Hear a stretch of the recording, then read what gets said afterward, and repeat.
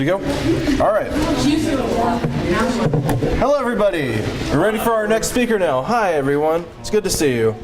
Okay, so our next speaker is Robyn Black, who is a graduate student at Indiana University South Bend, working in liberal studies. And she's going to be talking to us today about breaking down stereotypes and seeking diversity for your student clubs.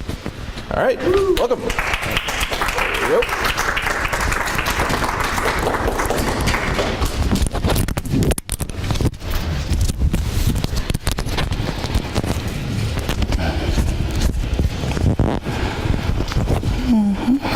There we go. Okay, everybody, hi. Can we hear it? Good? Okay. The vast majority of my talk is on diversity, but I wanted to start off with a little bit about stereotypes first. We, as secular students, experience stereotypes. People think we have no morals. People think we're sexual perverts. I mean, there's any number of stereotypes that we know that we face. But we have to also be aware that we stereotype other people. I know in my student group, when we're tabling, trying to get new members, they will actually be like, nope, that one's not gonna buy it. Just forget about it. And as a movement, that's not something that we can really afford to do. Stereotypes divide people, and basically what the secular movement is trying to do is unite people. So when you're tabling, when you're reaching out for new members, I would like you to remember that not only are people stereotyping us, but that we could be stereotyping them. And if we avoid those stereotypes, we can bring a bigger group of diverse people into our groups. And this is where diversity comes in. Okay, so diversity is kind of a hot topic, a pop culture topic, but it can mean many things. We say diversity and we're kind of like different kinds of people. Well, it refers to anything that, any box you could put somebody in. You want to make sure that you have men and women represented. You want to make sure that you have African Americans, Latinos, international students, the LGBT community. Any minority, visible or invisible, can add to the diversity of your group. And what does diversity bring to your group? Diversity gives you a multitude of viewpoints from which to look at things. If you have diversity representation in the leadership of your club, you will get people who are minorities.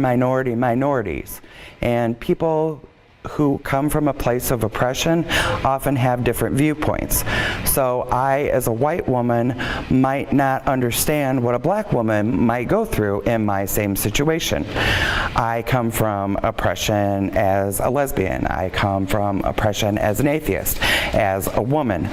But I also have white privilege.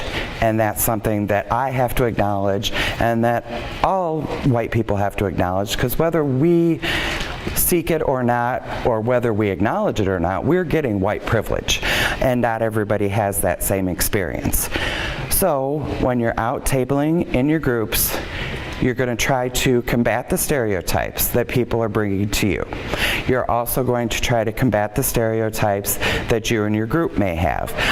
Perhaps your group is all white, and so that is the target audience that you have.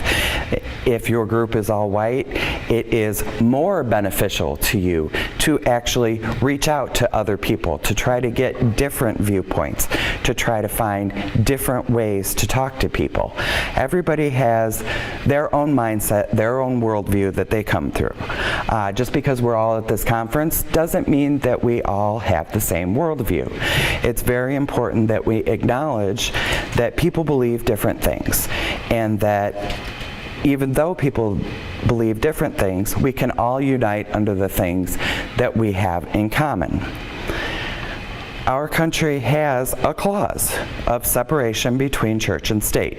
You do not have to be an atheist to believe that that clause needs to be upheld. You do not need to be agnostic. I have Christian friends who are very much in support of the secular movement, that they do not believe that religion should be privileged in our government. Perhaps you've heard of the Hobby Lobby decision. This decision really points out the very diverse group of people who can come together around the issue of reproductive rights. So reproductive rights is something that the secular movement is interested in, but it's also something that the feminist movement is interested in. It's also something that the Occupy movement is in.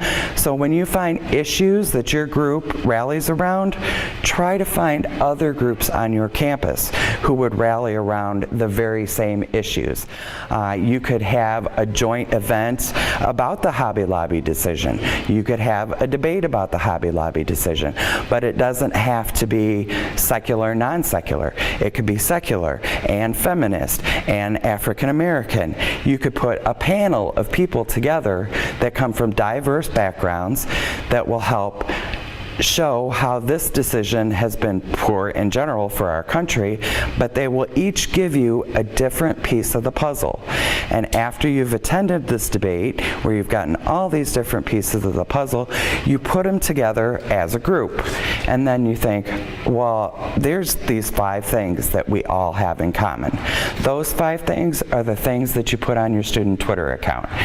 Those 5 things are the next 5 meetings you have. Okay, we believe that women should control their own bodies. The physical body, that's a whole separate issue. You could have a meeting just about that, and obviously it's not just going to be secular students who are interested in that kind of a debate. When you listen to your members, when you find out what their interests are, then you find ways to connect to different people. This connection is important not just in college, but also to move the secular movement forward. The secular movement kind of goes in fits and starts, and you may have noticed that in your student group on campus. We had a student group, we didn't have a student group. Somebody revived the student group, then the next year they graduated and we changed the name. That kind of continuity is something that the feminist movement has had. That perhaps the secular movement on your campus has not had. You can learn from other groups, from other movements, what kinds of things are they doing to make sure that every year the leaders are grooming new leaders to bring into your group. Diversity is a great way to do this. If you have a diverse club, then you have a diverse pool from which to pick your student leaders.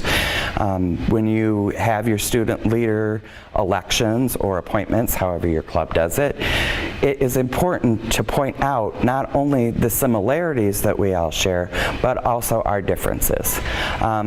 We like to put people in boxes. It's kind of a very basic human need to categorize someone before we can interact with them. I'm looking at you, I see a woman, I'm going to interact with you as a woman. Sometimes it comes up so fast that you're not realizing it. But it is a conscious decision, and it's also something that you can consciously decide not to partake in. Just like you have chosen not to partake in organized religion, you can choose not to partake in stereotypes.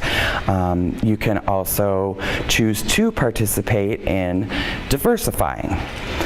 If you choose to participate in diversifying your student group, you will find enormous benefits, not only to your club itself, but also to you as an individual. The more different kinds of viewpoints that you are exposed to, the more broad your understanding is. Different viewpoints in the secular movement sometimes translate into different arguments. People come to your table on Ask an Atheist Day.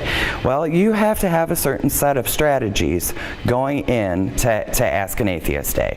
If this happens, we're going to do this. If this happens, we're going to do that.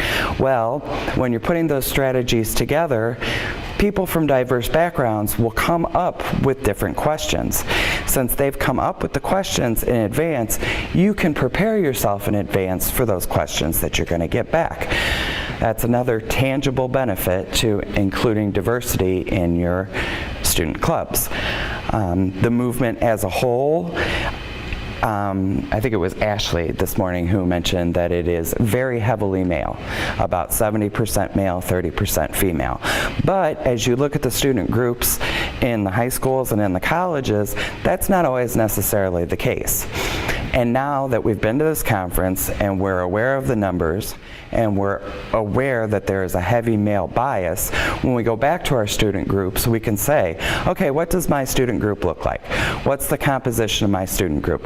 Do I have 5 white men and then everybody else just shows up to meetings? Do I have an entire staff of women and I have no male perspective? Actually, on my campus, that is pretty much the case. We have very few men involved in our secular movement. When I tell people I went to Indiana University, they're very excited. They're doing great things in the secular movement on campus. Yes, they are, in Bloomington. That is a stereotype that I face because people think I have all these resources and all of this money. Well, my campus does not fund student groups at all. Not religious student groups, not secular student groups. They can fund no student groups. Everything that we do is through our own fundraising efforts. So we tend to not have as many members. We tend not to have as much money to put on better events and have speakers.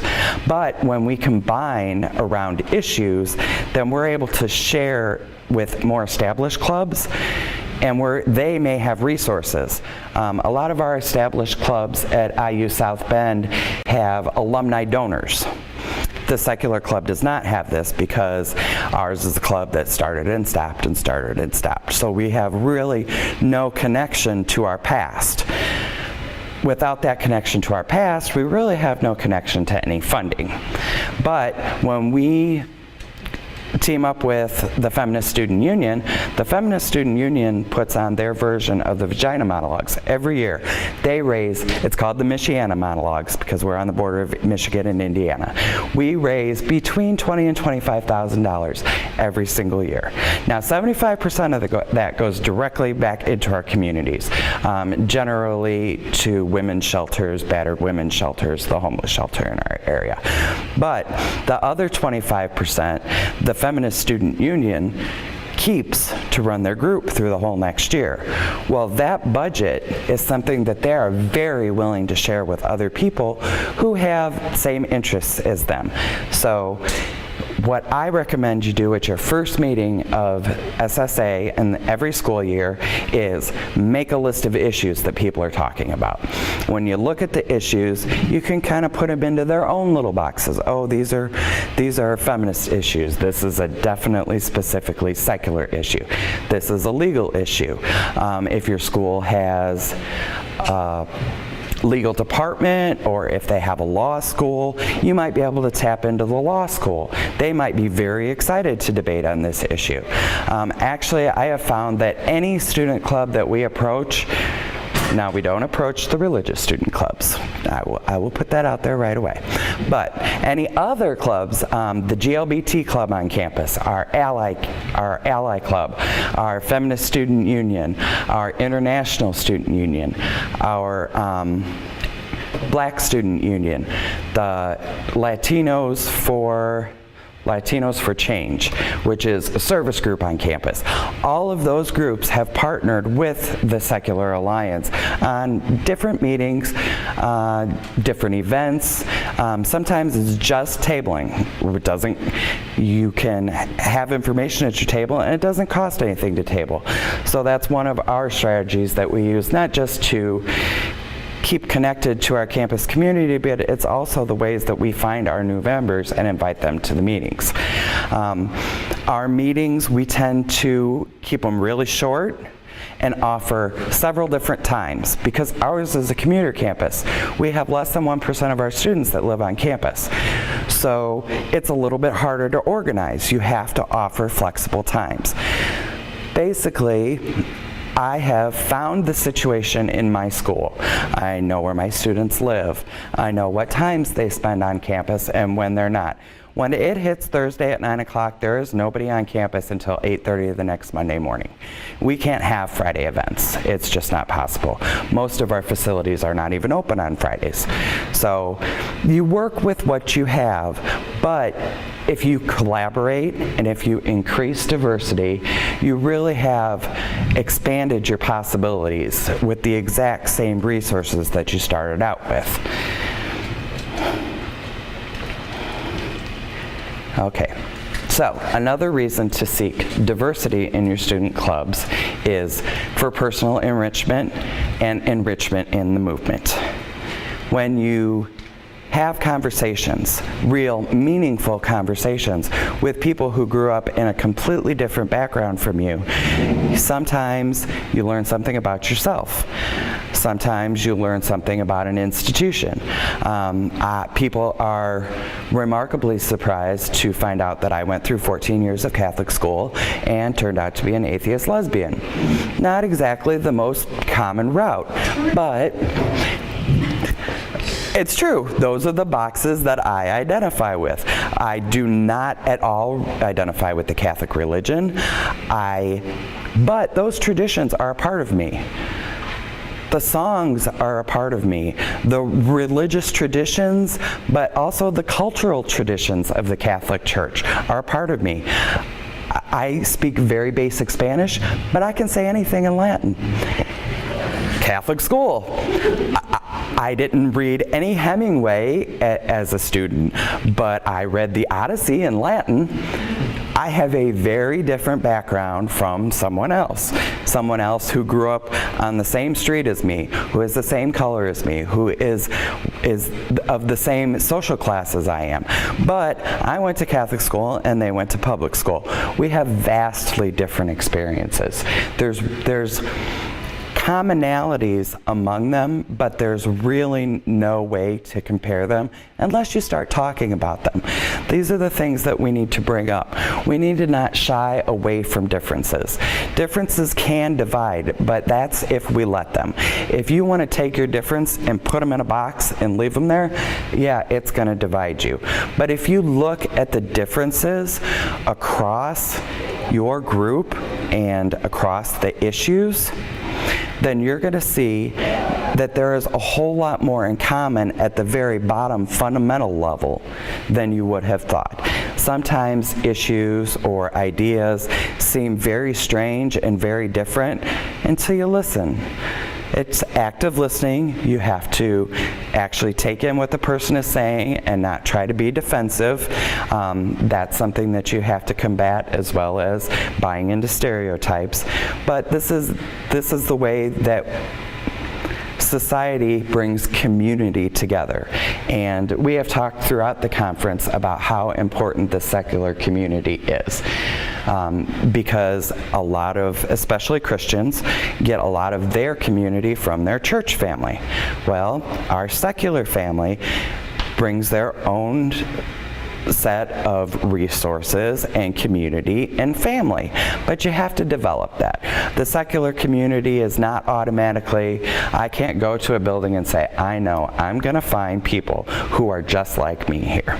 That's not something that at this point we have the ability to do. But we do have lots of tools. We have Facebook, we have Twitter. I'm sure we have lots more stuff. I'm old. I do Twitter, that's it. But this is the way that I find additional people to support my network. I go on Twitter, I search atheist, I search atheism, I search humanism, and I find people who have ideas and issues that are like mine. And sometimes there's a conversation, sometimes you just read what they have to say and think, that's not for me, and you pass on it. But the important thing is to look and see what those other people are saying. What they are saying is part of our movement. And even if you can't figure out where they're coming from, you have to take what they have to say as valid. And everybody has a valid opinion, and everybody has valid strategies to offer our movement. So basically, I just want to encourage you all to remember that while people are stereotyping you, you're also stereotyping them. And that diversity is more than just a pop culture term. It's something that really actually benefits us.